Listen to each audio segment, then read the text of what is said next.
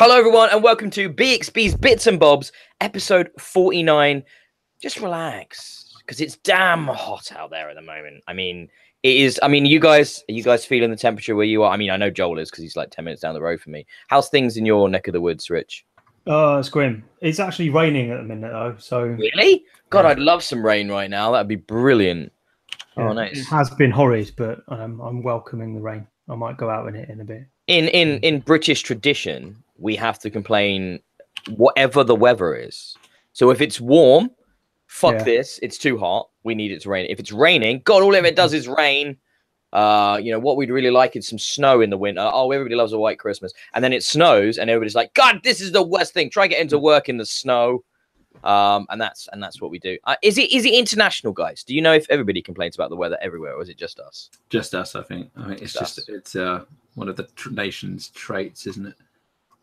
Being pathetic, weak-willed whingers. Yeah, that's us. I was, and it's a weird thing we all have in common because it was I was at down pub yesterday. Down pub, meeting some of my wife's work colleagues for the first time, and the conversation starters invariably involve the weather. When you don't know a person, you don't have anything, you know, what you have in common. Oh, it's how are you holding up in the heat? You know, what have you? Was it sunny where you are? Yes, we are in the same town. It's just like lots of. It's nice to have a personal rain cloud following me around. Similar to you. So I imagine I'm holding up in a similar way. yeah. I mean, it's sometimes, but you get. Well, the next time you ask that, you just sort of they ask you and you go, "Yeah, it's hot. Yeah, it's hot." You wanted a conversation out of this, didn't you? Well, you're not getting it. I'm sorry. I've answered this question too many times already today. But no, yeah, it's a strange thing. If you can tell, we don't have a lot of content today, lovely listeners and people viewing. There's been very little news, not much in the way of games. I've got a couple of things to talk about. I mean, the guys got a few bits and bobs, but mostly we'll just be having a chat about what we've been doing for the last couple of weeks, probably. So it's quality, not quantity. It doesn't have to be a big list of stuff. I'm sure whenever I say this, we're still here. We'll run for 3 hours. That's the thing, you know. That's whenever we don't have a lot. That's how it usually works. So yeah, obviously with me today, as always, Richard and Joel, and I'm your lovely host Ben. See, this is like the late title card of the podcast. So you know, you delay the introductions until the end. I'll do one at the end next time. I think you should be Richard, Joel, and Ben. You should be tighter on this. You should introduce us. Why? You feel bad? You feel like you get left out, Rich? Yeah. It's the first time it's been the three of us in a little while, hasn't it? Actually, since pre-E3. Was it pre-E3? Joel couldn't make post E3, and then that's it. Somebody missing? Was that the last show we did post E3? Yeah, I think so. Yeah, I didn't join you for episode 48. I was last on episode 47. I think Richard was there as well. So. Yeah, it's been not have the three of us. I mean, for me, I mean, I'll admit, post E3 that week, which was so gaming heavy for me. And then, of course, I bought PSVR as well. And I've kind of just chilled out a little bit the last couple of weeks. I've not been like hammering new releases. I've not been staying massively up to date with the news because basically there hasn't been a lot. So I've just taken a little bit of, not exactly a break from it. I haven't stopped gaming, but I just relaxed a bit, you know, after the intensity of that week. So I think it was sort of required really just to step back a bit and be like, oh yeah, games, things, yeah, cool, like that. And then it's been so damn hot as well. So, that's I've not been massively in it. But one thing I wanted to point out, this is very exciting news, Richard. I think one of the venues is near your way, actually. So this is NXT UK, which spinning off. These tickets became available in my hometown of Cambridge, which I was blown away by, and I didn't even know what it really was about. All I knew it was WWE. So we bought tickets, and I've got front row center in my venue, so I'm going to be right up against the ring, best seats in the house, basically. Nice. But I didn't realize. First of all, I didn't realize it was going to be televised or filmed, which it is. It's going to be on the network, which is crazy. I just thought they were going to be house shows, and secondly, this is this big new initiative where it sounds like the WWE wants to take over the independent UK wrestling scene. So they're going to basically, you know how they did it in America and they took all the promotions and they basically made it WWE only. I get the vibe that's their plan for the UK. So NXT UK is an entirely new sub-brand. It's not just we're doing a quick UK tour. They're going to have their own GM. It's going to be their own product. So this is massive, and Cambridge were, you know, first ever tapings for it. So I am. I didn't even realize that's what it was. Yeah, so I didn't. I've not really looked at it because Sarah noticed it was on sale, and so the news is just you got tickets as well. Fantastic, that's so cool, man. So I mean, Plymouth is your local one, isn't it? And that's when is that in the year? August, I think I saw on the dates. October. October. Yeah. Fantastic. Yeah, so they've got announced 3 lots of 2 dates in venues up to the end of the year. But yeah, it's gonna be fun. I thought it was just gonna be like a little dark UK thing, you know, a little minor thing. But no, I get the impression it's actually going to be kind of a big deal. So that's interesting. Yeah, and this was all announced off the back of the UK Championship, Rich, which I'm just catching up on now because I want to know who these wrestlers are going to be that I'm seeing at the end of July. Yeah. So yeah, I'm proper excited. Like, and the best tickets. It's going to be crazy. You will almost certainly see me on the network if you watch it. Like, I'll be front and center. I've already bought a new T-shirt ready, Rich. Have you? I've got a Johnny Gargano shirt on its way. So are we going to see those bigger American names, or is it going to? It's predominantly a UK roster. A lot of new talent to WWE, but a lot of some established ones as well. Obviously, people like Noam Dar is going to be there. Gentleman Jack may be there. Obviously, Pete Dunne, UK champion, will be there. But then, yeah, the theory is you're going to get some Americans showing up as well. But not much has been announced yet about who's going to be there. That is often the case with wrestling shows, though. You don't find out who's there until the last minute because it all depends on availability, doesn't it, and flights and things like that. Yeah. And then it all comes together very late. But whatever it is, it's crazy that I'm going to the first ever event of it without even realizing. Cool. So that worked out well good. I'm proper excited about that. Joel has glazed over, but Joel, I haven't completely glazed over. There are a couple of things I'm curious about because I was chatting to Mark about this. Like, so our local venue, Cambridge Court Exchange, I'm curious how they're gonna. Did you get to see a layout of where the ring's going to be and stuff like that? I assume that because of the layout of the thing, the audience are only going to be one side of the ring, basically. Correct. Yeah. Is there going to be like an aisle down the middle as well? So there's 2 aisles. It looks like there's 2 aisles coming from the back on either side, and the ring's at one end where the stage would be, I would assume, or on I don't know, it might be on the stage, and it's all going to lead. I'm going to guess they'll have the.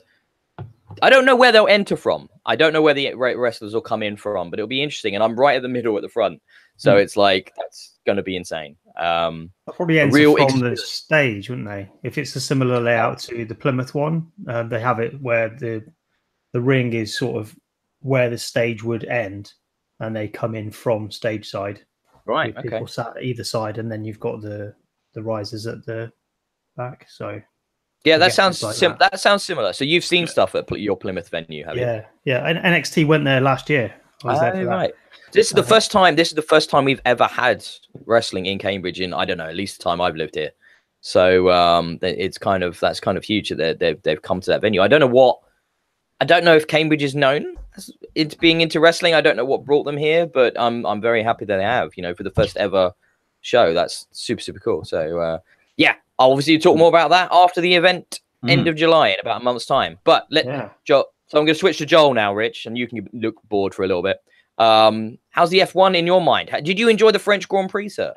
Nice to be back in France after 10 years. I managed to watch bits of it. Didn't manage to watch the whole thing because I had to look after the kids. Yeah, it was okay. I mean, it started off, there was a lot of drama on the first lap and things, and then it kind of settled off from there. There wasn't really much going on other than some out of position cars coming back through the pack, really. But yeah, it was okay. That freaking track, looking at it, makes your eyes hurt.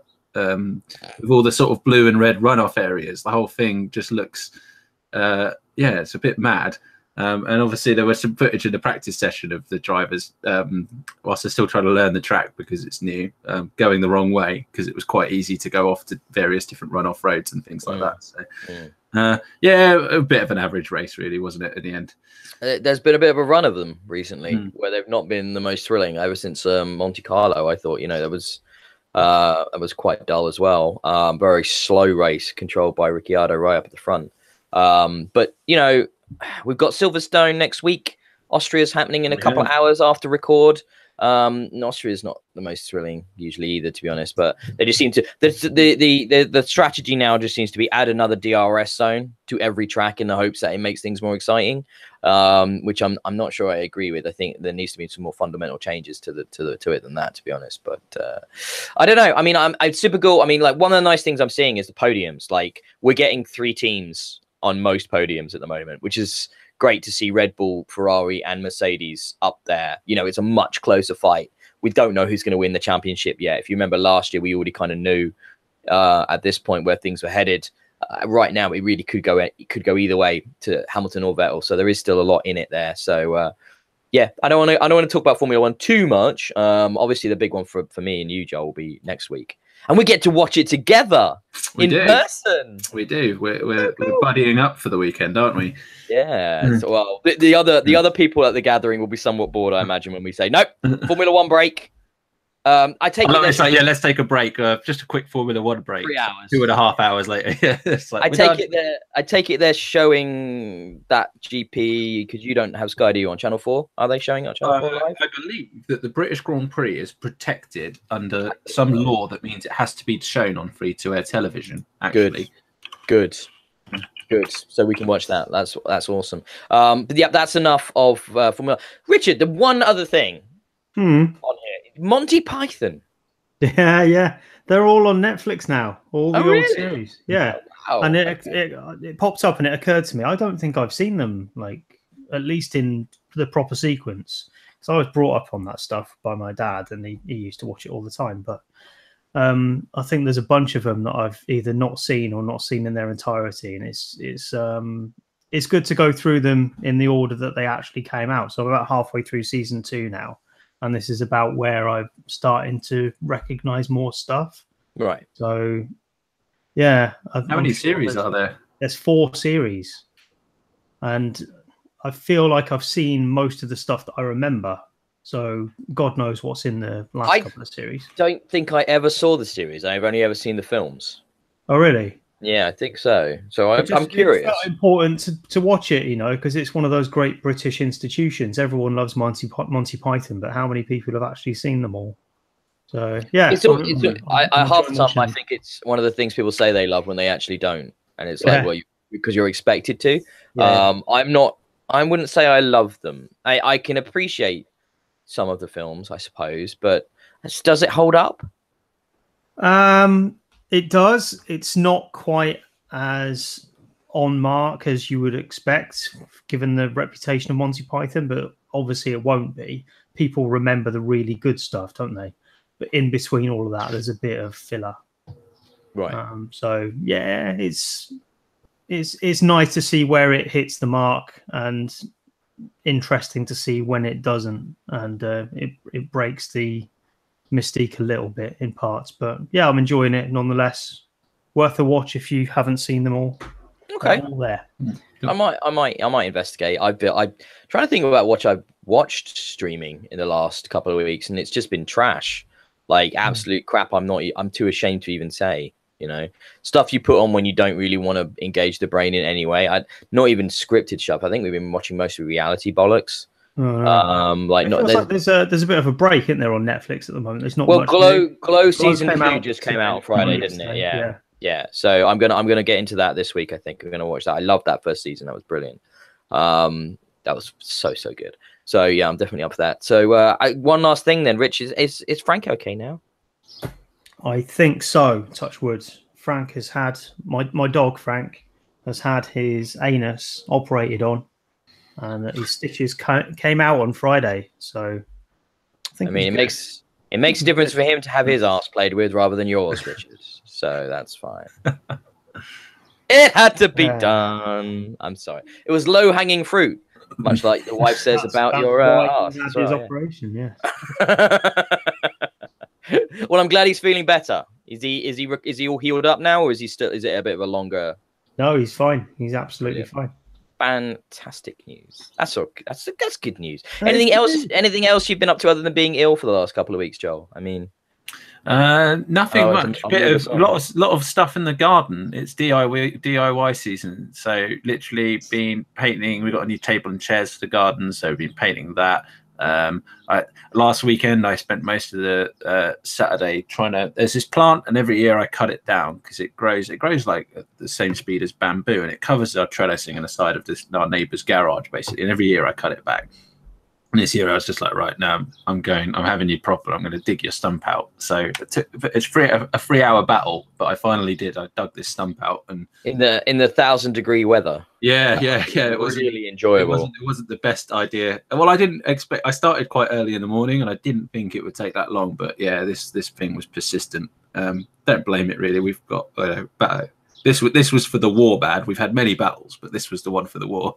So yeah. Well, you know what they say about mad dogs and Englishmen. Yeah. So I guess that makes a lot of sense. Okay, so well, like I said, there's not a huge amount to talk about. So I think I've saved my loot box gaming from. So this arrived on Friday, right, the end of June. However, this is meant to be May's box, so it tells you how long it fucking takes them to get it out to you. But so I've got this one is slightly more impressive. I don't know if you remember me complaining last month. The size of the box was rather diminutive, and it didn't feel that impressive. But this one's a bit bigger, so it's nice to know they have a bit of variety to them. So let's open it up. So how much does your sub cost for this? Oh God, I can't remember. We looked it up the time last time. It's 20 odd quid, didn't we? But you're not paying for it still. I am not paying for it. This is still a freebie promo one that they gave me. So I think that's fair to make that entirely clear. So mileage may vary. I don't know. And I believe this is the Overwatch anniversary box, which is great because, as you guys know, I'm a huge Overwatch fan. Can't get you off it, can we? Can't stop. Hundreds of hours of Overwatch. That's so me. Ungrateful. So ungrateful. I am. You might like this. Oh, it's the first thing I've seen, Rich. This is pretty cool. So out of the box here, we've got a little Metroid figure. Mate, I'd love that. Oh, that's pretty cool, isn't it? Is it an amiibo or just no? No, it's not an amiibo. It's not an amiibo. It's the World of Nintendo little figure for all those Metroid games. No Metroid games I've played, so that's really, really good. So that means a lot to me. I do have a Metroid amiibo. It looks a lot like that. To be fair, though, that is a really nice little plastic figure. That's really cool. Is it squishy? I don't think so. It looks hard like plastic, doesn't it? Yeah, hard plastic to me. Right now we've got Metroid plush. We now have the obligatory T-shirt because there has to be a T-shirt in these things, and this is an Overwatch anniversary. I believe this is an exclusive to the loot box. Like so, it's all the characters. But we'll check in a minute because something I discovered. You know, last time I was like, I got a wash bag or something. No, I thought it was a pencil case. Do you remember? I thought that thing was a pencil case, and then I found at the bottom. There was a poster. Pencil case. Yeah, there's a poster that comes with it. Well, it's double-sided, the poster, and on the other side it tells you what everything is. And I was like, oh, so it's actually a wash bag. Oh, okay, that's kind of makes a little bit more sense, like as an adult thing. So okay, so I mean, I will check that in a minute so we know what the hell I'm looking at. There's not a lot in it. So we got a pin. We got a pin. LootGaming Pew Pew. This plays so well on my camera. There you go. No, I can't get it to focus. Pew Pew. Exciting stuff. Oh, we've got a keychain. Oh, it's Destiny. Oh, it makes noises as well. I have a Ghost Destiny keychain. And it makes. Listen to this exciting stuff. Ready?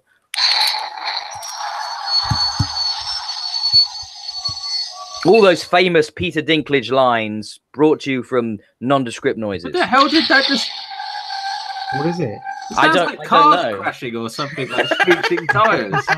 Sounds like the most undestiny-like sound I've ever heard. Thrilling for all the family. And then finally, I think this is I guess probably the main thing in here, and this is kind of cool, especially if you're into Overwatch. So this is a wooden laser cut kind of like 3D model of, is that Diva's Mecha, which is just snapped together and then you can paint it. Like those wooden dinosaur figures you have when you're kids. That I suppose so. Put together. Yeah, that's cool. It's pretty cool. I mean, that's not something I've seen before. That's kind of fun. Cool. I guess that's thrilling stuff. And that's it for the things. Then we have the poster, which I can then refer to, so I know actually what I've seen. And then lots of words of exclusive on these things. So to be fair to LootGaming, a lot of this stuff I've just pulled out, you can only get from them. So the T-shirt is an exclusive.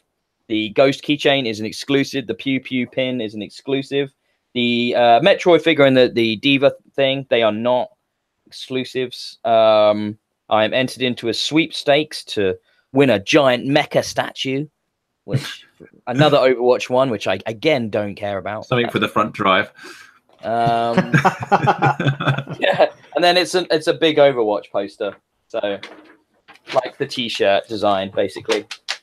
All right, yeah, Ben. I mean, what do you guys think of that? What do you guys think of that? You need to score it. What do you score out of 5? How many stars? I said when I first looked at the first box that I'll wait until I get all 3. That is what I'm getting, and then I will pass judgment on the whole thing as like a value service as much as possible. But so far, moderately underwhelmed, I think is fair to say. I mean, what size is the T-shirt? Do they just send you a random size? Or no, when you sign up, you can specify what size and stuff that you want. So it's a very good service that they've offered. I had a couple of issues and stuff with some account stuff, and they were great. They're super friendly, brilliant customer service, like really good people. And the website's great, and there's lots of choice and freedom, and they're constantly sending me deals and offers. Like they permanently have deals on these things pretty much. So if you sign up, they will just email you, you can sign up 30% off this box, 40% off this box for this whole holiday. Do you want 60% off everything in the store? Like, you know, they sell individual bits as well. So yeah, I think they are very aggressive in the quality of the T-shirts, doesn't it? I think for me, well, I'm actually wearing that Dark Souls one right now that I got a month ago. I actually quite like this T-shirt. It's very comfortable. Yeah. The Overwatch one is less my speed, but at the same time, if you're just like wearing around the house, yeah, it's still decent. And you know, a nice gaming T-shirt, I think I'd probably wear pretty much most things. Yeah. So if they're good, anything else is a bonus. They actually offer like an apparel subscription, so you can just get like T-shirts, socks, underwear, things like that. If you just want wearables, I'd be more into that. They specifically do a wearable sub like box, as well as an anime one, as well as the normal, obviously Loot Crate, you know, the main branded one everybody knows. And there's like there's an even more expensive version of that, like a special edition of that one you can get. And then they do specific ones for like specific licenses. So they've got a Fallout one, a Destiny one. But they're just one-offs though. Mass Effect coming next. I'm just on the website, Ben. You'll be looking forward to next month's. Yeah, I'm not sure if that is this month's actually one. Because it's super confusing what I'm gonna get, because this one I think was May's, but I didn't get it until the end of June, so I really don't know what I'm gonna get. So we'll just see. Hopefully, I'll get the Mass Effect one. That is something I could get excited for. So, you know, there you go. It will be different every month. So they theme them every month to something that's relevant at that moment, like Far Cry was a month ago, and then the Overwatch anniversary. It makes sense. So, yeah, whenever they can, I think there's a Mass Effect anniversary coming up, which is why they're probably doing that. So whenever they can, they do try and connect it up to what's going on in the gaming culture at the time. It's interesting. It's interesting. So going one more to go, and we'll see what we think after that. So, did you guys want to talk a little bit of news? There isn't much. The first thing is the Halo TV show, guys, is actually happening. I was kind of amazed when I saw this. Right? Is this a so obviously there's been the movie going around for ages. Is this a case that the movie has now just evolved into a? I think it's entirely different people. Probably decayed into a TV series. So this is a new thing. This isn't carrying the baggage of the movie. Look, dude, it could be. I mean, we don't know what was in the movie, right? It could well be they've got concepts and scripting and like probably 4,000 drafts of the movie script, right? So yeah, they're probably almost certainly going to be borrowing stuff from that. I mean, who are making it is Showtime, Amblin, which is Spielberg's lot, and 343 are all getting together to make this. Now, Amblin and Spielberg were the people trying to make the movie. So I suspect that means the movie has evolved into this 10 episode, which is what's been ordered so far, TV show that's going to start shooting early next year. That's big news. Perhaps this leads into a movie. Well, yeah. I mean, Could does be. that? If that it's doesn't popular work. enough, yeah, maybe. I mean, I don't think that's smart when you're dealing with a universe with there's many sort of stories and things you could tell as the Halo universe. I think a TV show, like a Game of Thrones style, you know, lower episode count, one a year, high production value show, I think if it's good, could be really interesting. So off the back of this news, I wanted to go to you guys and have a chat about what would you really like to see and what format would you really like to see a Halo TV show take? Who wants to go first? Richard's because I'm yeah. Right. Thinking about it. Richard's thinking about it. So I've read a lot of the lore of Halo. I've read a few of the books and stuff. So the universe established from the first, second, and third games kind of really I'm really into and stuff. So what would I like to see? I would like to see I wouldn't like to see stuff that necessarily involves the Master Chief, maybe some cameo appearances and stuff. I would like to see something that follows more the vein of the ODST, sort of follows side characters, sort of smaller stories set in the universe. Because obviously before the first Halo game, the Human Covenant War has been going on for a long time, and mankind has been losing badly, and they've lost many colonies all over and things like that. And I would like to see stories that maybe just explore some of the, you can create characters on these colonies who encounter the Covenant and fight and ultimately lose and stuff. So I'd kind of like to see that kind of era explored. Basically, I don't really want to see any of the new stuff. I've not really enjoyed the.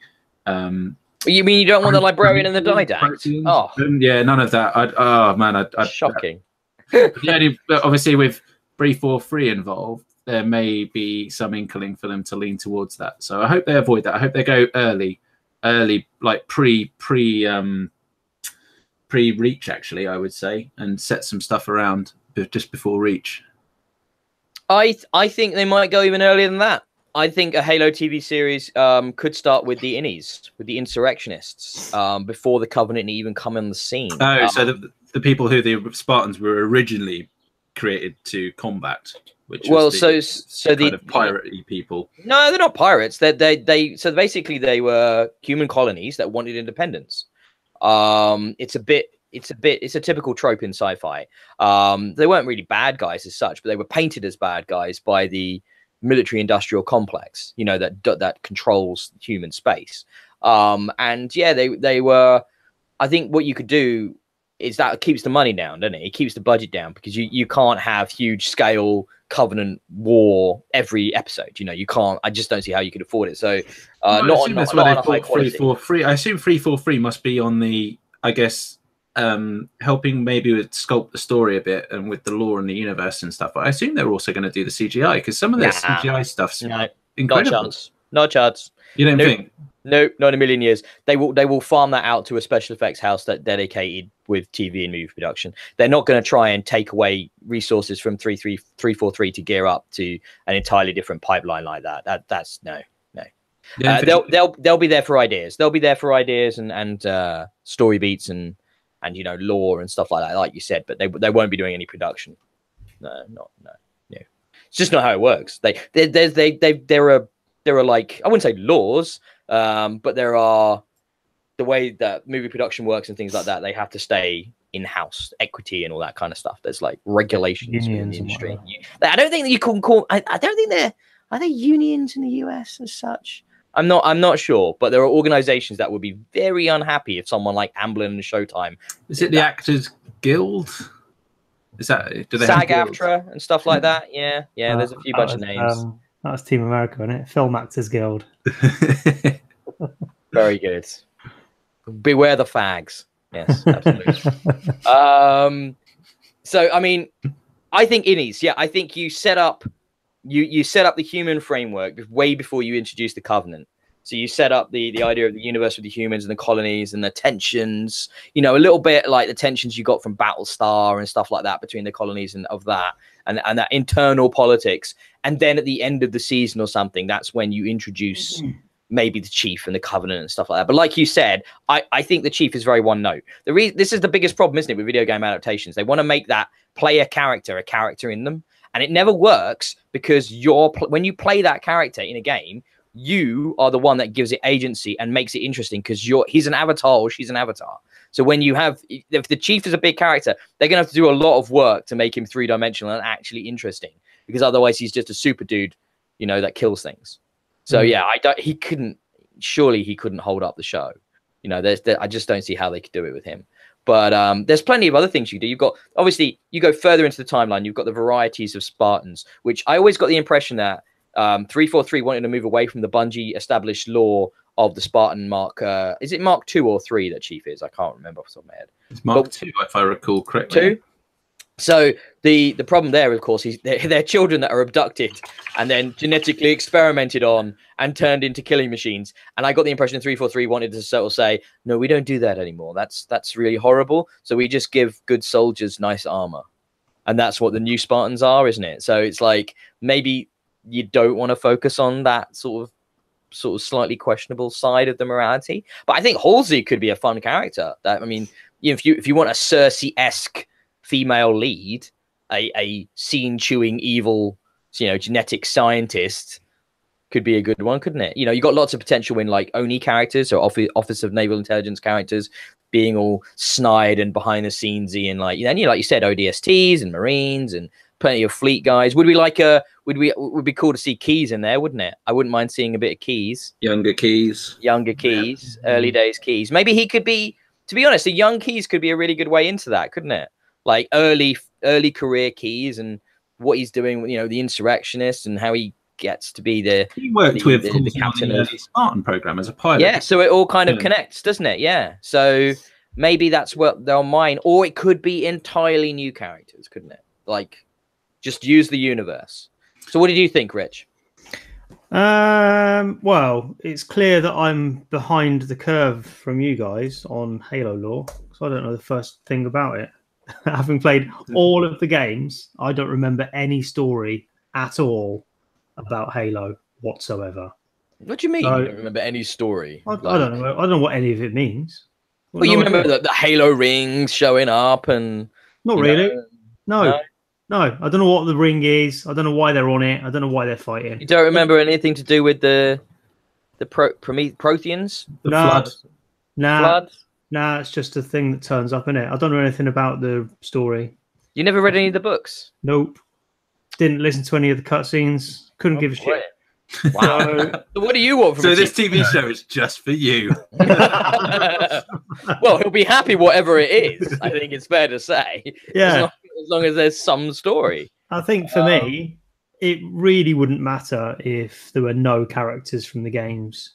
If they just decided, right, what characters are going to work for a TV show, and let's work the Halo universe around that. I think that's probably the right way of doing it. Because the TV stuff that's happened already, I've not really enjoyed that much, because they brought out that series on Xbox, didn't they, a while back? They've done a few. They're still doing the TV stuff. So we've had a couple. Forward Unto Dawn, yeah, which I think is my favorite one. The Legends one, which I think was probably my favorite one. Which is that the animated one? Yeah, that's the animated shorts. Yeah. Oh, I don't think I've seen the animated ones, but yeah, there's some good ones. And then there was some of awful those Nightfall. are okay, but I don't feel like it needs it. It doesn't need to rest on the games too much. It just needs to do its own thing well. I don't know. See, there isn't like a sitcom with a grunt family.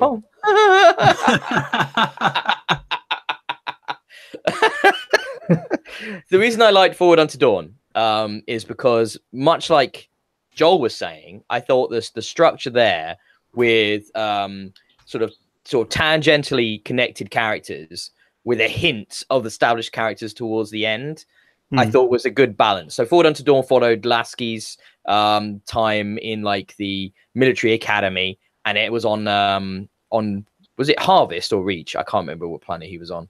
It was one of them, and then the Covenant show up, and Chief saves Lasky with Linda and Fred, I think, as the other Spartans in support. But you only see them right at the end, and it's much more about Lasky showing how he became the commander and stuff of the ship in leadership skills, isn't it? Yeah, and I actually quite like that. I think some decent acting, some good casting in there, pretty good special effects for obviously not much money spent on them. And they did a good job with tension and stuff. And the animated stuff is... Which ones in the animated ones did you like, Joel? Because it's very inconsistent. Like, yeah, they are very bitty. I think I quite enjoyed the one which was purely set for the Sanghelion. It was kind of like the honest Japanese samurai style one. I like that one. The style of it and the story was, it's a bit cliche, but it was enjoyable. And there's the other one where there's the Marines who have to escort the Spartan, and she ends. So she gets shot at the end. So they don't like her anyway, and then she takes a bullet for one of them in the end. And things, and then she turns out to be female. I don't think any of them thought that, did they? And stuff. So I quite like that one. Yeah, I remember that one. Yeah. You should watch that. I mean, I'm surprised, Richard, that you've not delved into that lore actually, or don't find any of it particularly memorable. I've always thought the Halo. I'm overplaying my hand a little because I really enjoyed Reach, but yeah, typically I don't think the Halo stories stand up that well. I don't think it's the stories. I think it's the world, the universe that's created in the Halo games that I find compelling, and that's what excites me about a TV show, is that them playing, you know, with narrative in that world. You know, much more than, like I said, much more than the Master Chief killing Covenant, which you just play the games. Like that's why I was infinitely bored by that new Tomb Raider film. It's like, it's just an adaptation of the fucking game. Where's the fun in that? You've done it already, where you got to be the hero. Why would I want to sit in the cinema and fucking watch that? Or it doesn't make sense. So hopefully they're smart enough not to fall into that trap. But I feel like they're going to have to put the Chief in there somewhere, because the fans will lose their shit. Like the gaming fans, they will lose their crap, as they do on Reddit and whatever, if they don't do that to a degree, you know. So it'd be interesting, curious. We'll know much more by the end of next year, I suppose. Probably not going to be on TV until 2020, I wouldn't have thought, but hopefully we'll start to find out bits and pieces about it next year. Okay. As there's so little news, I've decided, as it's the start of the month, why not talk about the free games that are available from your various subscription services this month, and compare and contrast what Xbox is offering compared to what PlayStation is offering. Because damn, guys. So Xbox Games with Gold this month, I'm just going to bring up the link so I don't get any of it wrong. I found massively unimpressive, shall we say. Described as games with bronze was the hashtag that goes around with it this month. when the headline on various sites is that the main game people are actually excited about in this collection is Tom Clancy's Splinter Cell Conviction, which is like the 360 game. That's I've already bought it as well. That you know, a 360 game. It's not even the Xbox One game. So we've got the weirdly titled, but I've heard it's quite good, this game. Assault Android Cactus, which is out right now, which you can get right now on Xbox One. It's an Xbox One game. And then from July 16 to August 15, we've got Death Squared, which are both basically indie games valued at about $15 each. So like 12 quid games. An unimpressive dollar value on this month's Games with Gold, that's for sure. And then we have right now Virtua Fighter 5 Final Showdown, 360 backwards compatible game. And then from the easy 16th, achievements, easy achievements. I'm still not going to sit through a old fighting game to get them, but thanks for the tip. And then we have Splinter Cell Conviction, which is easily the best thing on this list, by some way. I mean, that's disappointing, isn't it? I mean, what did you guys think about that? It didn't jump out at me. There was nothing that's like, oh yes, I've been wanting to play that game. But I'll give the indie games the benefit of the doubt initially. Yeah. Sometimes the titles and the cover art aren't enough to sell it, but when you play Very them, true. some genuinely awesome stuff. Like I said, I've heard good things about Cactus. I don't know anything about Death Squared. But the box art looks interesting. Like you said, you know, I'm kind of curious. And absolutely, I mean, online, people are looking at the money value of this and being like, that's terrible. However, yeah, the quality of the game. Try the games first. They're fucking free. You might as well. But then you go look at PlayStation, and PlayStation's is so much more impressive for all intents and purposes. I mean, just on the like, when you just looking at it immediately, the fact that they're offering Heavy Rain and Absolver as free this month, I believe available like pretty much right now as well. And then there's PS3 games as well, and Vita games before those start to disappear from the offering, but that's not until next year anyway. So we've got PS3, we've got Rayman and Extreme Exorcism, and Vita can get Space Overlords and Zero Escape Zero Time Dilemma. Zero Escape games are actually really fucking good. So if you have a Vita, that's worth definitely picking up those. But yeah, Heavy Rain, Joel, you just bought the double pack of Beyond and Heavy Rain literally the month before they both became free in the consecutive 2 months. I bought it. It might have been 6 months ago now. Actually, it's going back quite a way. Yeah, you only just get around to playing them. I just completed Heavy Rain, or I had to go to hospital to my son for my son to be born. So it's about 7 months ago. Oh, okay. I felt like it was much more recent. Quite a while back, but I didn't pay much for the double pack. It was only like They were always. That's the thing, right? They're always in sale. They're always on sale on the digital as well. So this isn't really that much great value, but people remember the Heavy Rain game and stuff as a big release. And Absolver is this sort of like medieval multiplayer kind of like fighting game, isn't it? But I've heard really good things about it, so I'm definitely interested in trying it out. Is anyone not? Because I thought I was literally the only person on earth who probably hadn't played Heavy Rain, so I don't imagine that's going to appeal to many people. Probably because I guess everyone's already played it. To death. Did did it influence your what do I want to say? Did it influence your childbirth experience playing Heavy Rain? And how you bring up your children? Yeah, because literally every time there's a heavy rainstorm outside, we're not going out anymore. No. But it's quite a, you know, there's it. If you lose sight of your child, you feel like pressing X to find out where he is. Yeah, it didn't hit me as much as finishing Rime on Father's Day. I need to do that. I should play more Rime. But yeah, I mean, this is as these services go on, less and less impressive, the offerings. I mean, where the last few months, I feel like, am I just getting jaded? Is it just because I own everything already, Richard? Do you know what I think it is? What? Game Pass. Game Pass is hurting gold. All the good stuff is going there. Yeah, I guess when Xbox approaches you and goes, you know, the Game Pass seems like probably a better deal, isn't it, for the developer and the publisher, like getting on that rather than getting with games with gold. Yeah. You might be right about that, but I mean, so PlayStation's a bit better. Twitch should be out as well in the next day or two. So, but I've noticed their Twitch Prime games are now. That's a really good service. You get like fucking 7 games or six or 7 games a month for just having a Amazon Prime subscription. Well worth looking up if you're not already doing it. It's quite new. But I'll be interested to see what they offer as well this month. But yeah, I guess that's it. I mean, there's not a lot to say about it other than, if you're already a subscriber, you're probably doing it just to play multiplayer anyway, aren't you? So this is all kind of like just a bit on top, isn't it? A little bit on top. And you get extra discounts, don't you, in sales and stuff. We're waiting. There should be a big Xbox sale just around the corner. Their summer sale, which they've not done yet.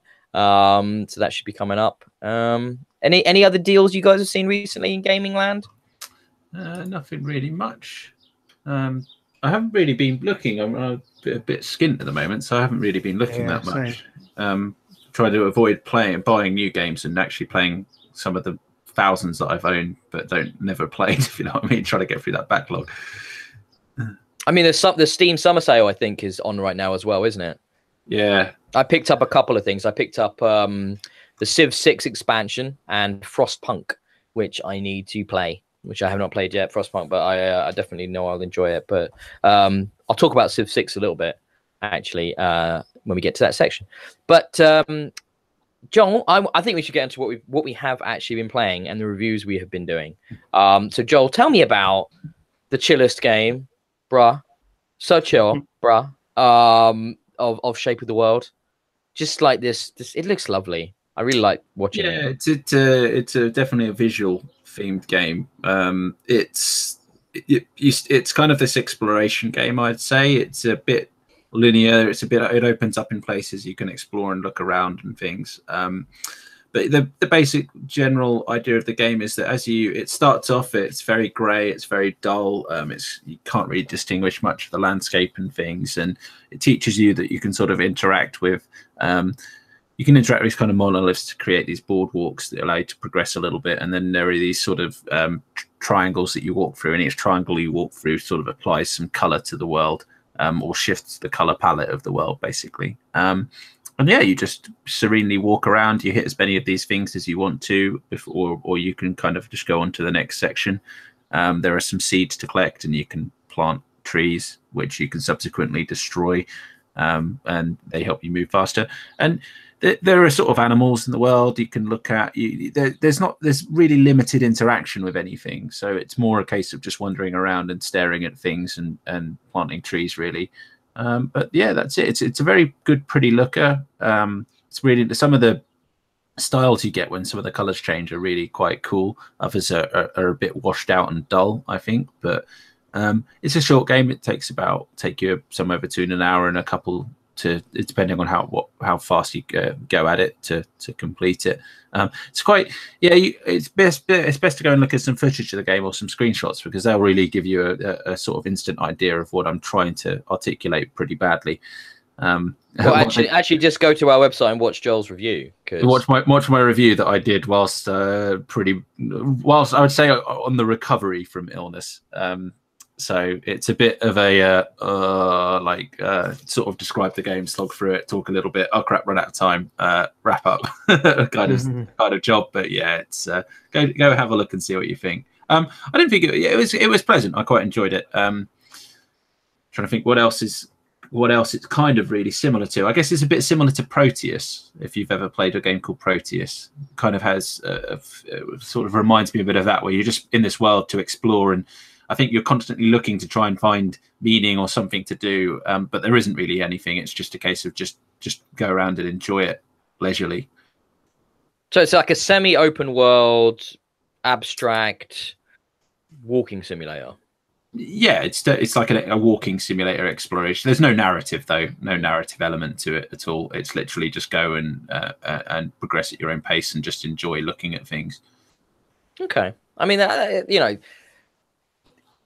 we're in that point now where it's hard to say games are not art. So I would definitely say we're in that place now where games are art, because if games like Shape of the World can exist on an Xbox, then I think it's fair to say that this is an art form that people can experiment with, and therefore can create abstract experiences that don't have narrative, that don't have guns and shit, which is the main way we interact with video games. So it's quite nice that there are these other experiences that are available. I think you have just already said that. It just reminded me that the game was made by one of the visual art stylists who worked on Gears of War. So well, that makes sense. This is an explosion of color based on his limited palette that he worked on for years and years of grays and browns. Basically, this was him, I assume, exploding and just relieving himself after not being able to really come out with his vibrant games. Yeah, I mean that maybe if you're doing like very realistic, like you said, browns and reds and stuff like that. Do you know what? Let's do purples and blues and geometry and weird shit. Yeah, whoa, freedom, creativity. It's awesome. Okay, cool. I've got to be weird here. I'm still under embargo under this, so I can't review Red Faction Guerrilla Remastered. However, I can talk about it. I'm not really sure what that means, but we're just going to talk about it, Joel. Okay. This is a game. Did you play? I haven't played it. This is a game that I've owned for many years on my Steam list, and what I can remember about this game is I remember reading some piece about the development company, and this is a game where geometry is very realistic. I think, in the sense that they had to build everything, and the physics engine's real. So they try and come up with these. They were trying to design these kind of out there sort of building shapes and stuff, but when they put them together, they just collapse because they don't actually work structurally and stuff. Okay, yeah, tell me a bit more about this game then. Well, Red Faction Guerrilla originally came out bloody years ago on 360 and PC and stuff like that. It's previous generation, and it was a indirect sequel to the two first-person shooters, Red Faction and Red Faction 2, which introduced geomod technology, which was the ability to blow holes in walls and in the floor, and terrain deformation was what it was all about. So you shoot a rocket launcher into a wall, you'll go through the wall and you can create a tunnel with explosions and stuff like that. And I actually just recently played some Red Faction, the first one on PlayStation 4, because there's the PS2 version of that game is on there, just to remind myself of how far shooters have come. More than anything, because it's pretty awful. However, Guerrilla, which I'm sure Richard has played, you played Red Faction Guerrilla? Yeah, Rich? No. How is it? No, I've not played any of them. Jesus, wow. Okay, so Red Faction Guerrilla in this sequel was a third-person action open world game, still set on Mars, but in this, you're a miner. And to be honest, it's weird because the people you're fighting for in the first game have now become... The good guys in the first game have now become the oppressive regime you are now trying to overthrow in Guerrilla. So the big thing in Guerrilla was the tech behind the destructible buildings. Like Joel was mentioning, it's like a physics-based constructions of buildings which you can like blow holes in the walls, and they will all come crashing down semi-realistically. I wouldn't say always super realistically. I think, to be honest, in this version of the game, it's more obvious how it isn't that realistic. But it's still cool that you can just basically flatten everything you see. There is no terrain deformation this time. It's just the building stuff. But the thing that I've experienced with Remastered, and it would be the same, I suspect, if I just went back and played Guerrilla today, is that by today's standards, this open world is pretty damn boring. It's very brown and red, as that generation of games were. Grays, reds, browns, sandstorms. You know, it's kind of probably a realistic depiction of Mars, but it's not interesting to look at. There also isn't that many things to do in the world. And traversal in the world is quite cumbersome. You drive everywhere, and the driving is so floaty and inaccurate and frustrating at times. The freedom of destruction is still there and still a lot of fun. However, by like the standards that you get with open world games now, like the Ubisoft model, and then things like Shadow of War and Just Cause, these big, vibrant open worlds with loads of stuff to do, this game feels positively empty in comparison. And it feels a lot less, the simulation of the world feels a lot less convincing as well. It just leaves you a little bit empty and a little bit dry. But I mean, just for the pun on the name alone, Re-MARS-tered, which I think is genius work there from PR. They deserve some props for that. And I think there is a strong fondness and a strong memory for this game and nostalgia for this game. And I think it's still that game, and it's a pretty good remastered version. It looks quite nice. They've obviously touched up the textures. I believe it's X enhanced, HDR supported. There's all the multiplayer and the DLC that was in the original game is in there as well. I know some remastered editions that have come out of late have just cut out multiplayer entirely and stuff like that because they just decided it wasn't worth it. But all that's in there, though I haven't been able to test that pre-release, obviously, because there's nobody playing it. But the single player and the campaign is still there. Do you know, the campaign reminded me the most of was that kind of open world design you got in the original Crackdown. I think the VO actually might even be the same guy who does it in Crackdown. But it's this sort of, the old GTA model, segmented locations. Yeah. You couldn't go everywhere at once. You had to unlock them, and it's of that nature. So it just feels like a last generation game in that regard. Yeah. It's still a good laugh though. Like I said, blowing up buildings, that's cool. That's cool.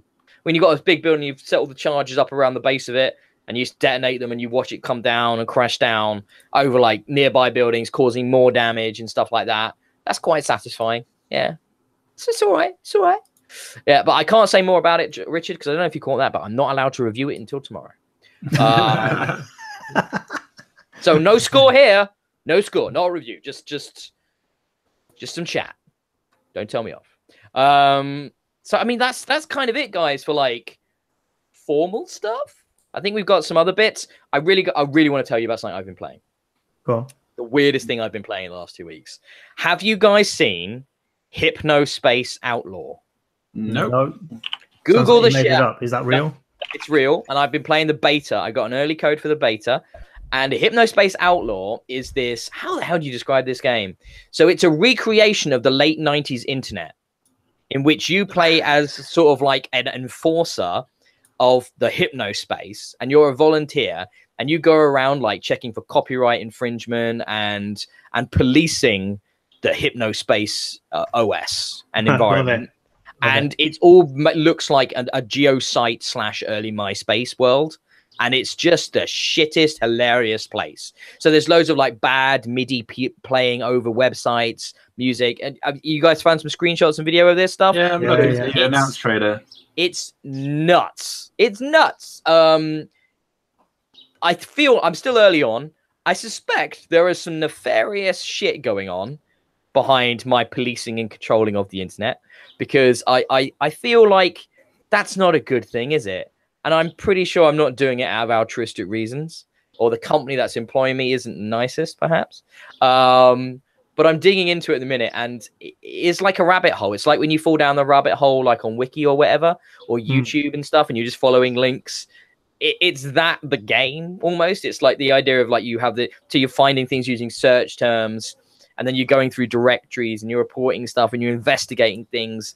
And it's all designed like this horrible 90s version of the internet. And it's so weird, but I think I love it. It's early.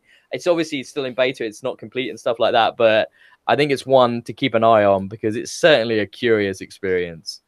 And it just makes it just, well, the nostalgia comes back in droves, you know, the multicolored text things, the bad fonts, the terrible web designs, everything all on one page. And it just keeps scrolling forever and stuff. And it's, oh man, takes you back. I mean, is there anything you guys wanted to ask me about it? I've not been playing it a huge amount, but it looks quite interesting, doesn't it? It's super weird. It looks revolting and fascinating. 90s internet. It's good. That it's reminds me of what was that game back in the day, Hacker, where it sort of simulated what it was like to work on computers in the 80s. Oh, sorry, no, I've not heard of that one. And it was basically you just got a DOS prompt and you had to like act like a hacker, I think. But yeah, as a video game, so it's sort of like a 90s update of that. Well, yeah, Joel mentioned Uplink as well. Yeah, of that similar, the idea of trying to gamify a real sort of thing almost, you know, but twist it in an interesting way that makes it compelling. And yeah, Hypnospace is like just everything from like there's a fake desktop for it with all the icons and like you can move things around and customize things to a degree and everything like that. It just brings back a lot of memories and it's very, very strange to think that's kind of what the internet was like back then. And we thought it was fucking awesome, didn't we? Yeah. Like it was. Love all those spinning skull animations and under construction pictures. Yeah, that was it. Oh my god, so bad, so bad. Richard, what the hell's? I love this. You've been playing Minecraft on Switch, but it's now the play together version or something. So it's you have Xbox achievements for it. Really weird, yeah. It also, by the way, it tells me when you're playing that on Switch, I can see you on my friends list on Xbox, and it says playing Minecraft on Switch. Mental, isn't it? It's brilliant. It's so good. Yes, this whole thing of PlayStation locking out multi-platform play, it's frustrating in a way, but I suppose that's what they want to do. Really cool to see Nintendo and Xbox hooking up in this way. I wasn't that fussed about getting Minecraft until I'd seen that it all links up properly now and it's got cross-platform and all this. It's the thing that made me buy it. And just being able to play Minecraft sort of handheld and then put it in dock mode as well is great. You know what that's going to be like. But the achievement stuff really surprised me. I thought I'd heard they were putting it in. I thought, well, surely not. Surely they're not going to actually let them do that. You know, one party is going to poo-poo that for whatever reason. But no, it works. It's really, really interesting. You actually get a little notification up on the Switch when you're playing that you've unlocked an achievement. Yeah, you do. Oh wow! And so then you go on your Xbox, and subsequently it's added it to your. And it's there. Yeah. It's amazing. It's not it hasn't got the Xbox branding, so it just comes up with a sort of nondescript grey box at the top to say what achievement you've got. But it's the Xbox, sound effect, the achievement sound effect, and it's such a surreal thing to see on a Nintendo console, and I hope they do more of it. But it made me buy it, so it's working for me. So I mean, it's interesting. You hinted at the wider discussion because Sony came out with some very strange statements in the last week about this, about them like investigating the best ways that they could implement this for their platform or something to that effect. And basically, that's been interpreted by the internet as the best ways that they could make money out of it. Yeah, well, I think they're worried about people buying stuff on another platform and being able to use it on theirs, which I suppose I get. But so you're specifically talking about that's like the Fortnite skins, basically, that sort of stuff. Yeah, well, I suppose it'd be the same with Minecraft, wouldn't it? Any Minecraft add-ons that you buy should work cross-platform between Switch and Xbox and PC. And the difference between Fortnite and Minecraft, obviously, is that Minecraft is controlled by the platform holder Xbox, right? So they can just be like, well, we don't mind. That's fine. But obviously Fortnite and their and their microtransactions are going through the PlayStation Store, which PlayStation would take a cut of, a percentage of all the sales for that, and then they're worried that they're going to obviously lose out on that when people are buying them on another platform. Obviously, Epic don't give no shits, because at the end of the day, they make the money. So you can see where they're coming from, but it just looks like the whole PlayStation for the gamers, which was a big thing this generation, has now gone out of the window for PlayStation making the money. Fuck the gamers. Fuck the gamers. More succinct. I like that. Fuck the gamers. So it's a bad look for them, but does it matter at this point in the generation? Probably not. The worst thing is the account lockout thing. I think we talked about this last week. I still can't believe now, multiple weeks later, that hasn't been dealt with. The fact that if you create your Epic account for Fortnite on PlayStation, you can't then access that account on your Switch or your Xbox.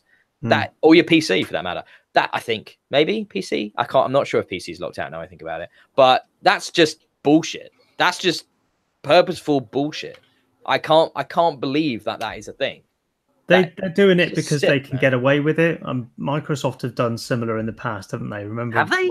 Yeah, they've done things like that. Like that? When they were in the ascendancy and 360 was top of the tree.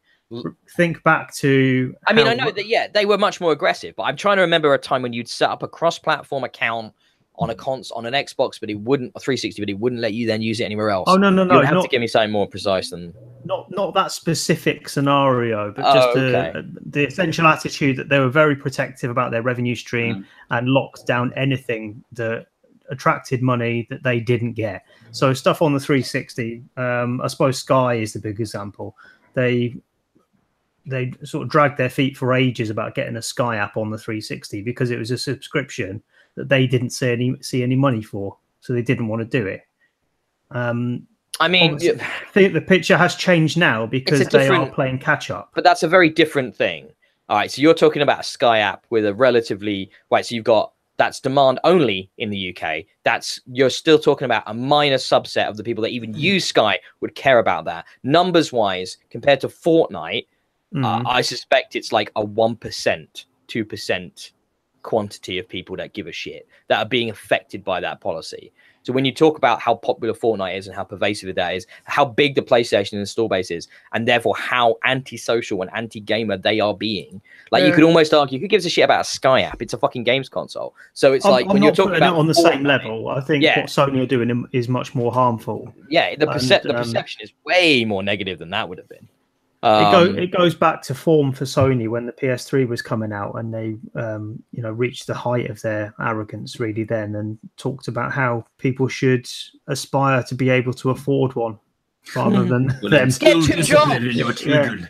Just get another job. Didn't they say something like that? Oh, him, don't we?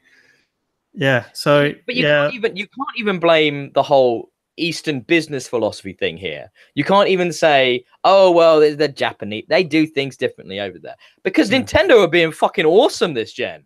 They've got so we're talking about PlayStation's install base being massive, right? So the Switch is the fastest selling console in the US of all time, right? It will surpass the PlayStation. It will, right? Install base will be bigger, right? So you can't even talk about the mindset because they're market leaders, because they're not really. So the Switch, and Nintendo are being far more gamer focused, even though they've got this fucking awful online thing coming later in the year, which will retroactively stop you playing multiplayer on Splatoon and Mario Tennis, right? Even though they're doing crazy shit like that, they're still more up for the crossplay thing than Sony. That's just mad that Nintendo are more forward thinking than PlayStation on something. Like, what the fuck, guys? And I'm not sure it makes economic sense in the end anyway, because, for me, it means I will not play multi-platform stuff on PlayStation, given the choice. Because there's no real reason to take the risk that's going to lock me out of stuff that I might enjoy elsewhere. Yep. For people that really, really care about it, or the only message it sends to them is maybe you should buy an Xbox instead. So, in the long run, I'm not sure it helps them one bit. And certainly when we come closer to a platform refresh, it's the sort of thing people will remember.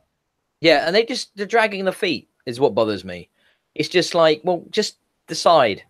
I don't understand how this is taking you so long to deal with. It's just really, it's just gross. It's just gross.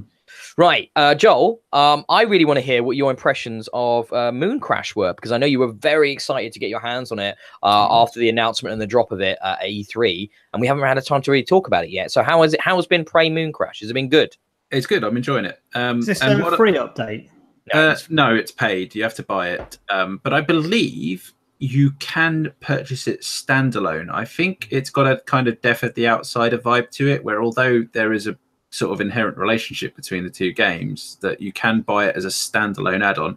Now, I'll talk about the game a little bit. So what I really, first of all, like about this game is that it's simply not just more of the same Prey game. They have actually tried to do something quite different with it. So the general premise is that you have these 5 different characters. You have to unlock 4 of them. And what you're doing is you're doing sequential runs of this simulator. So you start off, you play with the first character in the simulator, and you have an objective. And this simulator is basically set on Mars. Sorry, not Mars, the moon. In this moon crater base that's on there. And you have to escape from it. There are various different ways to escape. There's like an escape pod that's been left behind. There's a shuttle that you can get to. And there are a few other more exotic means of escaping. And with this character, you have the objective of trying to use him to escape one specific way, but you can still escape any other way you like. And so you go into the world, you collect the items, you've got neuromods, you can unlock abilities and stuff, and it's quite a short run, and you escape with this guy. And if you meet some certain conditions along the way, you'll unlock one of the other characters, and then you can repeat the run. You return to the simulator with the next character, but obviously all the items that you took from the first character are not there anymore and things. So it becomes a little tougher. And if the overall goal of the game is to complete the run in the same simulation instance 5 times with the 5 characters escaping the way they're supposed to escape, to complete the game. Obviously, it becomes harder and harder because you're obviously consuming more items and leaving much behind for the other people, and sort of the objectives require you to sort of complete certain prerequisites in some cases before you can escape a certain way. Now, the best thing about it is that neuromods you unlock the characters are persistent across all your simulation runs. So you've got to find the neuromods and use them, but the abilities you unlock are persistent. And also you get points for like enemies killed and items found and things like this, which you are persistent again across simulation runs, and you can use to buy items before you start a run. So you can buy like a gun, you can buy some ammo, and you can buy some med kits and things like this. So the more you play it, the better you'll become. The more you take runs at it and stuff, you'll earn more currency to like take items in with you. Your character will unlock abilities, and yeah, it's pretty fun. It's quite challenging. It's pretty tough in places. It's got still all the same Prey kind of good gameplay, this immersive sim stuff. There's so many different ways to go around the levels and find and reach these various escapes and things like this. And the new location you get is pretty big. It's sort of this central hub with about 3 sort of spurred off sort of, there's like a crew quarters and a sort of science base and this kind of stuff. There's about 4 or 5 new locations to explore. And yeah, it's genuinely quite challenging. I'm really enjoying it. I've managed. I haven't completed the game yet. I've unlocked 4 of the characters. I've still got one of the 5th character to find and unlocked. I say find, it does. If you look on the character page, it does tell you what objective you've got to do to unlock that character. And yeah, it's pretty different. It's quite cool. I've just got this problem where I sort of go in with the engineer, because the engineer I've upgraded the most, and like she also has the ability to put a gun turret down, which is really handy with the limited ammo. And yeah, so I'll use her. I'll burn up all my time and then escape. Sorry. The other thing I didn't mention is there's this corruption level. So you can't just take your own. You can't take it at your own pace. There is this sort of corruption level that goes up 5 levels. And when it hits level 5, the simulation becomes so corrupted that the whole thing's reset, and you have to start from the beginning with all your characters again. You can find items to reduce the time or buy you some time back during the gameplay and things. But yeah, basically it's a system that stops you from being able to just take it at such a leisurely pace that it becomes easy. So So the problem I have at the moment is I'll spend all my time with like what they engineer, and I'll burn up to like 4.5 levels of corruption basically, and then I'll go into my next character and they've got no time to do anything, and they've got no abilities or anything left. But I think the way you've got to do this is you've got to play it a fair few times. You've got to get yourself the currency, unlock as many neuro mods as you can, try and level up your characters, and then prepare yourself to have I'm going to go and escape with all 5 characters in a single run. Go at it basically. So. Yeah, it's interesting because the impression I got from the announcement and stuff at E3 was that it was a fairly minimal little roguelike-y kind of bit of DLC that they slapped onto Prey. But what you've described actually sounds a lot meatier, like a lot more as thought has gone into creating an entirely different and new experience just within the engine that they'd obviously built, and you reusing some assets and stuff like that from Prey. But it sounds like they really put some work in. Yeah. It's pretty. Yeah, you're certainly right. I forgot to mention it. It's basically, it's kind of like Prey's take on a roguelike is probably the best way to think of it. And it's very different. I think the length comes from, like I say, you could probably once you've explored the world and all the nooks and crannies, and you get an idea of what type of items probably spawn where. You'll be able to, and you've unlocked enough abilities and stuff, you'll be able to make a run at it and probably complete it quite quickly. But it's all the prep work you have to do, all the runs you have to do before that to familiarize yourself with it and prepare yourself to try and complete the game the way they want you to do it, basically. So yeah. Okay, that sounds really cool. I mean, I might give it a go if, for example, it shows up in the Xbox Summer Sale. I wanted to quickly talk to you, Joel, about the last thing you've got on your little list, because also I'm guessing for the same reason you've been playing it, inspired by seeing that at E3, I've re-downloaded my copy of The Last of Us Remastered on my PS4, which I'm happy to see is quite well supported on the Pro as well, to actually give it a go prior to the sequel coming out next year, isn't it? At the end of not the end of next year, sort of like February something. When is it out next year? Do we know when it's out next year? Have they said? I can't remember. But no, I've been inspired to also get back into that, because I remember buying the remastered version on the PS4 and never playing it. Like not once. I bought it obviously because it was a late PS3 generation game, and but I think the fact that it's been 4K'd and HDR'd and nicely updated for the Pro, I might have enough impetus to actually go through that game again. And I've never replayed Last of Us, but I think with the sequel coming, now's the time. So Joel, how far have you got?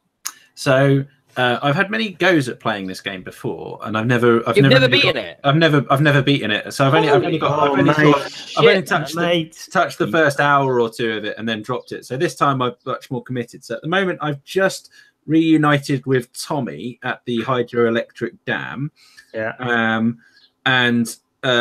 just, and this is the big reveal. I assume that this game can't really be spoiled because it's been out for freaking like 10 years, hasn't it? So do you know what happens? No, so he's just got to the bit where he's obviously just tried to palm Ellie off onto Tommy. And so you realize at this point that you think Joel is kind of growing on her and stuff, but actually no, he's simply, his entire objective the entire time is just to get rid of this girl, and he's obviously still not going to confront the death of his daughter. He doesn't want to talk about that, he just avoids it and thing. So that's where I'm at the moment. He's just had this conversation with Tommy, and Tommy said, I'm not taking her, sort out your own fucking shit, basically. I'll give you some gear, but no. And then they've just been attacked. So I think I must have put about maybe 15 hours in, I guess, to get to this point, because although you could probably burn through the game quite quickly, I am one of those, I like exploring every nook and cranny and trying to find every last bit of every last bit of ammo and sort of crafting material. It does encourage you to do that. That's kind of what it's about. But yeah, the relationship he's got with Ellie, I don't think it's that clear cut. It probably feels that way at the point you're at. But the game does a really good job of... Have you literally avoided spoilers, Joel? Yes, I don't know I don't really know how it ends or what the story. So all of this Last of Us 2 stuff, like, you don't really get the context to any of the trailers we've seen. Wow. No, possibly not. It'll be okay. That changes things. Yeah, a little bit. I just assumed you'd fucking be in the game. Oh my god, man! How have we not accidentally spoiled it by just talking about it, Richard? I'm sure we've been talking about The Last of Us Part 2 for like a year and a half. Yeah. So I don't even know how we haven't spoiled this for you, Joel. I'm happy we haven't, because it's a bit of a masterclass, really, isn't it? I mean, it's kind of like Naughty Dog's masterpiece, really. Accidentally spoil, because it's so sort of nuanced. There's no one moment that you can say, and this happens. It's all about what's not said. So you must finish it. Yeah, I should be. Hopefully, I'll get a good run of it, and I'll finish it over the next week or so. I mean, I don't know how far exactly am I through the game, because the trophy list is crap at giving me any indication. It's literally just like I remember the game being about 20-25 hours long, something like that. About right, Richard? Yeah, you're a pretty good chunk through. Yeah, pretty so good. Probably just over halfway or a bit further then. Yeah, I having never replayed it since its launch on PS3. To me, my memories are of the emotional impact rather than the specifics. Because you remember that more, don't you? It's like where it left me at the end of that game, like hand in mouth, like fuck me. Such a brave. What locations have you seen, Joel? I was trying to think what you've got left. So where did we? Obviously, we started. I think it's in Boston. Then after that, that's where you meet Ellie, and then you leave, and then you go meet is it Ben? I think it's Nutcase Ben is his name in the town. Who's you want to get the car from and stuff like that. And then from there we go through the city. So that's where in the city it focuses on the gangs. So it's no longer the infected the threat. It's the other people who are all sort of ganged up and just want to kill anyone. That's some freaking pretty harrowing moments of some harrowing cutscenes and stuff, but it's just really put it in perspective. And also some of the letters you come across as well are pretty sad to read, actually. And then from getting through the city and off the bridge, I've gone through the sewers. So we've done the bit with Henry and his son Sam, I think. And and then Sam becomes infected, and Henry shoots him, then shoots himself and shit. So I've done that bit, and now we're just up to the hydroelectric dam. So back meeting Tommy, basically. See, on second thoughts, I don't want to replay it. It's far too emotionally racking. I'm not sure I do that again. Jesus Christ, mate. I don't think there's too many areas after that. So Richard, he hasn't had the cameo of the animals yet, then, has he? No. No. Has he had? I know. I guess you would have mentioned if he'd had the bit in the snow.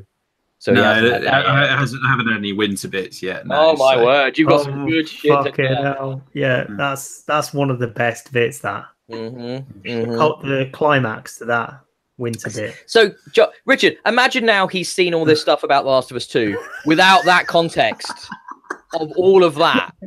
Like, yeah, you what really would any of that mean to you? You don't know who that Ellie mean to you? No idea. Nothing.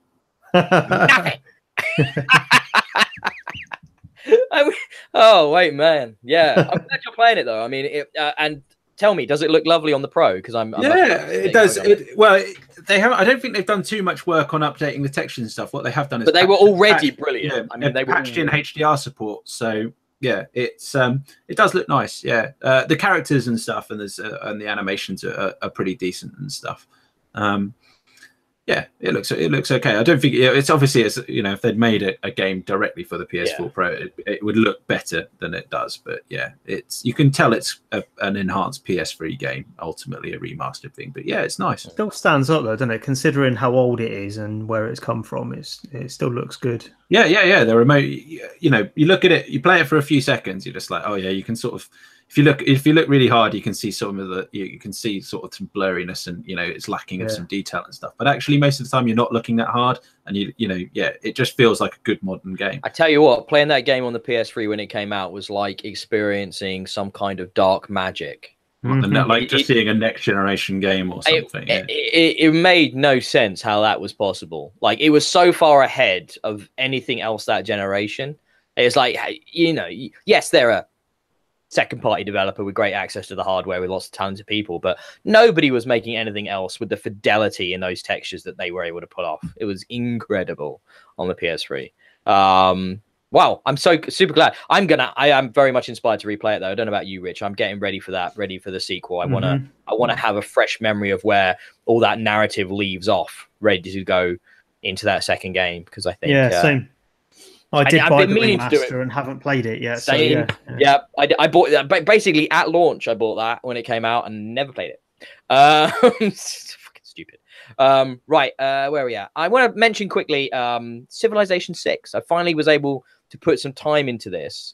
Are you guys fond memories of the Civ games from back in the day? I've played Civ 1, 2, 3, and 5 quite a lot actually. So I'm quite interested to hear what you think. Five is the high watermark, I think. Five is basically as close to perfection as they ever got with the Civ games. And I was waiting to play Civ 6 before I picked up the Rise and Fall expansion, because as is usually the case with a Civ game, that first big expansion makes the game what it should have been from the beginning. And that's what's happened with Civ 6. It's definitely improved the systems a lot. However, the thing I noticed, I was playing Civ 6 on a like slightly under medium setting, because you've got lots of different settings. I was like, first time through, I'll play it in like somewhere between easy and medium.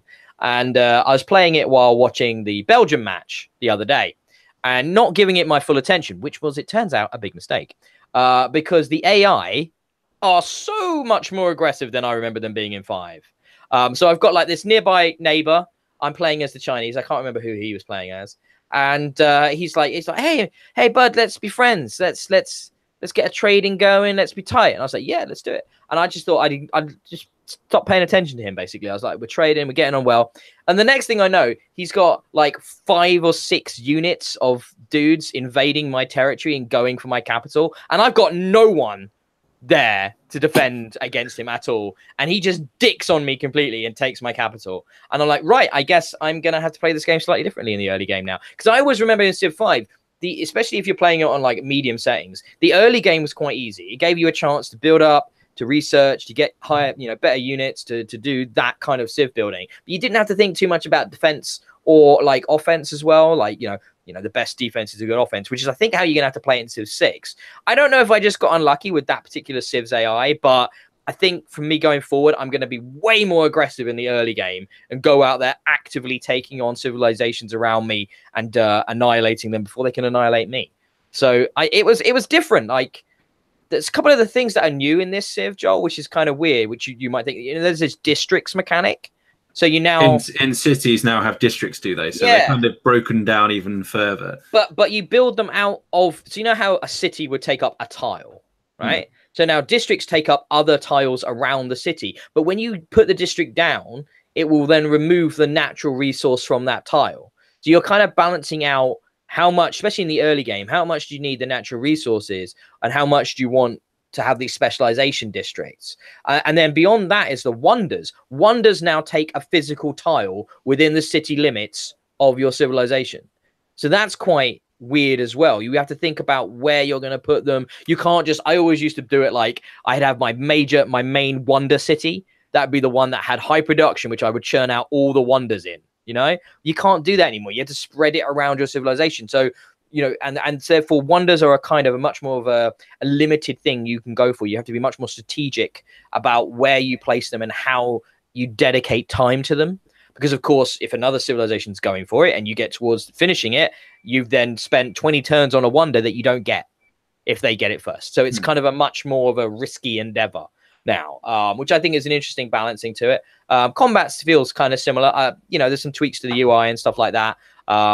Religion and civil policies and stuff like that feel like they're built on 5, but haven't changed it that much. So the main thing is kind of the city management and the resources of the tiles around the city now are far more important than they ever were before. And builders are finite. This was weird to me. You know how you'd have a builder that would go around doing improvements? Oh yeah, just your fleet of workers basically. Now they're finite. The roads. Now they're finite, so you can only use them a set amount of times, and then they just disappear. So it's quite so you can do research into them and like put policies. But the builders disappear now, so you can use them like workers' rights have been in civilizations. I'm not happy about that. You should have been always stick to despotism and work them to the fucking bone, man. So I clicked on my first builder, and I was like, all right, automate improvement. Where's my automate improvement? I used to just click automate, and he'd go around and put in all the best improvements they could, couldn't they, around your Civ? Well, it was gone. And I was like, well, why would that be gone? Oh, it's because they're finite. So you don't want them you need to be thinking specifically about what improvements you want where, because they are now a limited resource. So that was a very curious little wrinkle. So it's the kind of thing where whenever you're trying out a new Civ, it's a few games, isn't it, where you kind of get to the hang of like the new minutiae and the new sort of ways in which they've changed the formula and change things up a little bit. I still think 5 is still the best.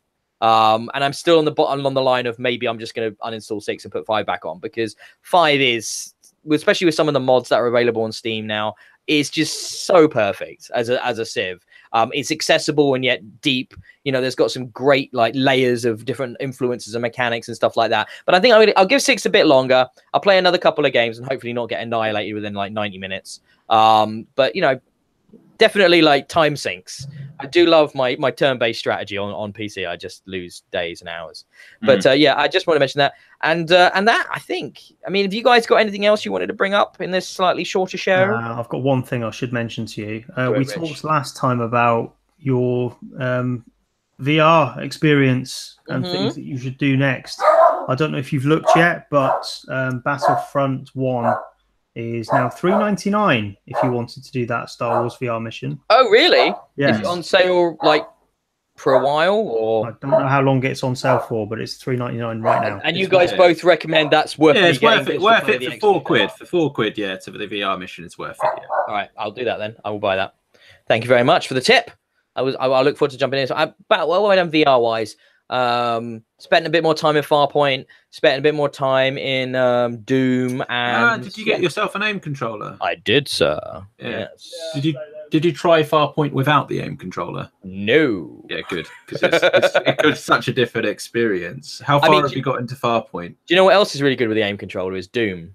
Doom is that. So much better with the aim controller, because you're holding the fucking gun. And it just helps with the immersion, and you can still do the teleport frag attacks and stuff because you've got the thumbsticks and the buttons, so you can still do everything you can. But then the fine aiming and the incremental control are just better. So much better in Doom, yeah, with the aim control. But no, I quite like Farpoint. It grows on you, doesn't it? It's fine. I can totally see where Richard was coming from. We talked about this last time, Joel, where he's like, if you were just looking at it from a game perspective, it's a bit basic, isn't it? It's a bit simple. But I think as a VR experience, it's pretty cool. I've not tried Meet Robinson the Journey yet. I still or Batman for that matter. I do need to get some time to that. I'm starting to see what you guys mean about the effort of just putting the headset on. Yeah. Motivating yourself to play a VR game can be a bit like versus the convenience of just turning the console on and firing a game up. But once you put it on and you get in there, it's hours disappear. Great stuff to be. The other thing for me is right now, considering the heat, I don't want to put a helmet on that's going to make my eyes sweat, and then my whole body will perspire from the activity. I kind of just want to sit in a chair and not move because it's just too damn hot. That's another thing about VR. You need quite a cool environment, otherwise that thing steams up in no time. Well, the actual. Yeah. Oh, I haven't had that yet. I mean, but I probably would if I tried to play it right now near midday in another 27, 28 degree temperature out there. I can feel the temperature rising in my office right now. But yes, I will get on Battlefront or Battlefield and Star Wars. The first one, isn't it? And I'll buy that and try that out. I'm excited about that now. Yeah, so I think that brings us to the end of episode 49. I think we'll be back. I mean, there's not a lot on the horizon, games-wise, right now, is there? The next couple of weeks, is there anything coming out? Anything going on? Nothing on my radar. Like I say, I'm just working my way through old games I've got that I've never played that I really probably should have. Yeah, that's what. Like I said, that's what I've been doing the last couple of weeks. Is just sort of touching on some stuff I hadn't played in a while, seeing what DLCs come out. Having a little look at where things are after the 14th patch and stuff like that, post review and things like that. But, not really playing anything too crazy or hardcore or, putting 10 hours into anything and stuff like that. Yeah, just chilling. That's what summer's for, people. Just chill. So I think we'll be back episode 50 in a couple of weeks' time. That's crazy that we're up to episode 50, guys. That's so cool. Me and Joel will regale you, Richard, with tales of a whole weekend dedicated to role playing in 2 weeks' time. Because we wish you could be there, Rich. That'd be so much fun. We should do something. We need to do something like that. I know. Why do you have to live so far away? It is so far from anywhere. I'll get they put that in the court order, didn't they, Rich? That you have to be a long way from everyone. Yeah, I understand. But we'll be back here with episode 50, which I'm sure we'll have something to talk about. We always do. We found a way of spending an hour and 45 minutes on pretty much nothing now. So, you know, next week we can probably do the same, or in a couple of weeks' time we can do the same. So thank you very much, guys. It's been lovely. So I'm going to say check us out on iTunes, Twitter, Facebook, our website. Do that. Like and subscribe. I never say that. I never say like and subscribe. And bye from Ben, bye from Richard, bye from Joel. Bye, everyone. Bye. Bye.